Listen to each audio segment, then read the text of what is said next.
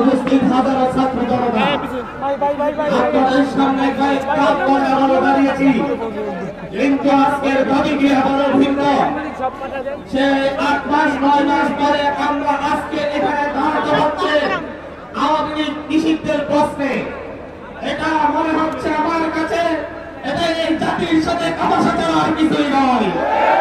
আমাদের এই শহীদ আহত ভাই বোনদের সাথে কামাশা করা হচ্ছে যে আওয়ামী লীগকে এই দেশের ছাত্র জনতা ঐক্যবদ্ধভাবে 5ই আগস্ট তাড়িয়ে দিয়েছে, তাদের নিষিদ্ধের জন্য আবার কেউ রাজপথে দাঁড়াতে হবে।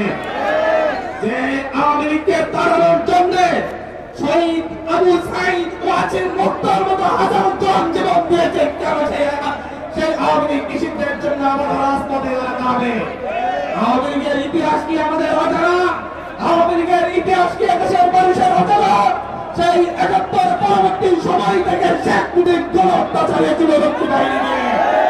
শেখ মুজিব এদেশের মানুষের জন্য নিয়ে এসেছিল অভিশাপ, অর্থনীতিকে ধ্বংস করে দিয়ে এদেশের খাদ্য সম্পদ দেশে প্রচার করে এদেশের দুর্ভিক্ষ এনে দিয়েছিল। ৭৪-এর দুর্ভিক্ষে এদেশের লক্ষ লক্ষ মানুষ নিহত হয়েছিল। দুর্ভিক্ষে মানুষ না খেয়ে শহীদ হয়েছিল।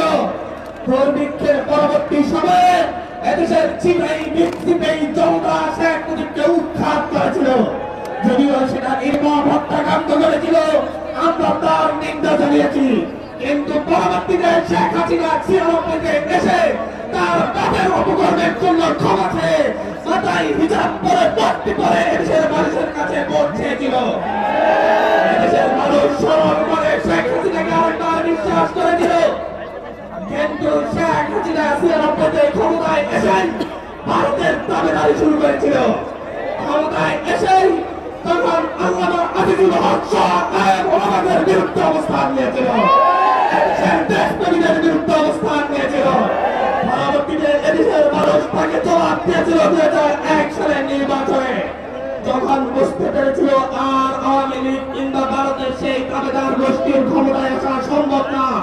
তখন ৭-৮ সালে ফখরুদ্দিন মঈনুদ্দিনের সহযোগিতা নিয়ে ভারতের ইন্দোরে একটি কারচুপির নির্বাচনের মধ্য দিয়ে সে আরেকবার ক্ষমতায় আসে। তারপরে ইতিহাস অজানা। এদেশের আলেম ওলামাকে রাজনৈতিক কারণে হত্যা করেছিল, ফাঁসি দিয়েছিল। ২০১৩ সালের ৫ই মে হত্যাকাণ্ড ঘটিয়েছিল। ২০১৩ সালের ২৮শে ফেব্রুয়ারি শুধুমাত্র একজন আলেমের মুক্তির লড়াই মানুষকে নির্বিচারে হত্যা করেছিল। এদেশের মানুষকে গুম করেছিল, ইলিয়াস আলীর মতো নেতাকে গুম করেছে। এদেশের মানুষকে গুম করে হত্যা করে নির্যাতন করে ১৪-১৮-২৪-এর নির্বাচন করেছে। তার পরবর্তীতে এই মধ্য সময়ে এদেশের হাজারো ছাত্র জনতা নিহত হয়েছে শেখ হাসিনার অত্যাচারে। ঘর থেকে তুলে নিয়ে গুম করে দেওয়া হয়েছিল, সকালে তুলে নিয়ে যাওয়া হয়েছে, পরের দিন বলে লাশ পাওয়া গিয়েছিল। এই আওয়ামী লীগকে আপনারা রাজনৈতিক দল হিসেবে কিভাবে বিবেচনা করেন? আপনাদের কাছে আমার প্রশ্ন। একটি রাজনৈতিক দল হওয়ার মতো আওয়ামী লীগের কোন বৈশিষ্ট্য কি আছে? একটি রাজনৈতিক দল হওয়ার মতো কোন বৈশিষ্ট্য আওয়ামী লীগের আছে? সেই সন্ত্রাসী সংগঠনকে অবশ্যই নিষিদ্ধ করতে হবে। সেই সন্ত্রাসী সংগঠনকে অবশ্যই নিষিদ্ধ করতে হবে। মাননীয় প্রধান উপদেষ্টা, আপনি বলছেন আওয়ামী লীগ তার কার্যক্রম পরিচালনা করবে কিনা সেই সিদ্ধান্তটাকে আওয়ামী লীগ নিবে। আপনাকে বলে দিতে চাই, আপনাকে সাবধান করে বলতে চাই, আওয়ামী লীগ বাংলাদেশের রাজনীতি করবে কিনা সেই সিদ্ধান্ত আপনি ওরা কোন রাজনৈতিক দল নেবে না। সেই সিদ্ধান্ত নেবে শহীদ পরিবার, সেই সিদ্ধান্ত নেবে পরিবার। আপনাকে আহ্বান করছি, প্রতি শহীদ পরিবারের কাছে যান, একে একে প্রতিটি শহীদ পরিবারকে জিজ্ঞাসা করুন তারা আওয়ামী লীগকে চায় কিনা।